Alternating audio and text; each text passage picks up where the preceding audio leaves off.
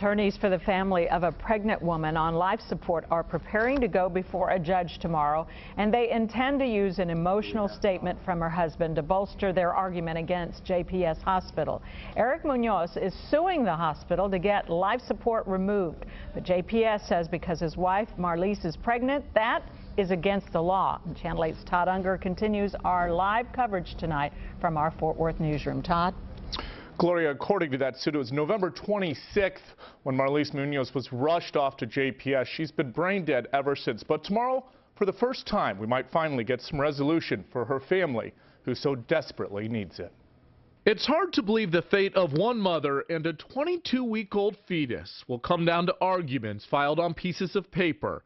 And yet that's exactly where we are. There's a lot of twinkle in our eyes, a lot of smile and laughter, and not anymore. The family of Marlise MuÄ has told us all along they want the 33-year-old pulled from life support. In a new heartbreaking affidavit filed late this afternoon, husband Erick MuÄ elaborates on just how Marlise is brain dead. Quote, "Her eyes, once full of the glimmer of life, are empty and dead. My wife is nothing more than an empty shell. She died in November 2013, and what sits in front of me is her deteriorating body." JPS has steadfastly refused to remove life support, saying it's following state law protecting that unborn child. We do want to observe. Pro-life advocates like Kylie Wright with Texans for Life plan to attend Friday's hearing and are even hoping that a guardian ad litem or an attorney representing that unborn child could partake, although it's unclear if that will actually occur.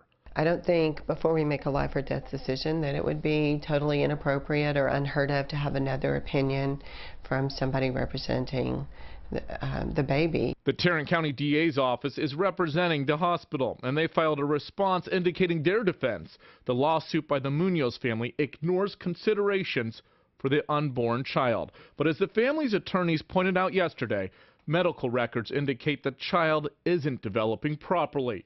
It adds just another layer of heartache and complexity to a case that everyone can agree needs resolution. So the legal arguments tomorrow will obviously come down to how this law plays out in court. I can tell you another affidavit filed today with the MuÄ attorneys was from an SMU law professor who actually helped draft this legislation back in the late 90s. He basically says it was never intended to apply to someone that's considered medically dead. We're live tonight in the Fort Worth newsroom. Todd Unger, Channel 8 News.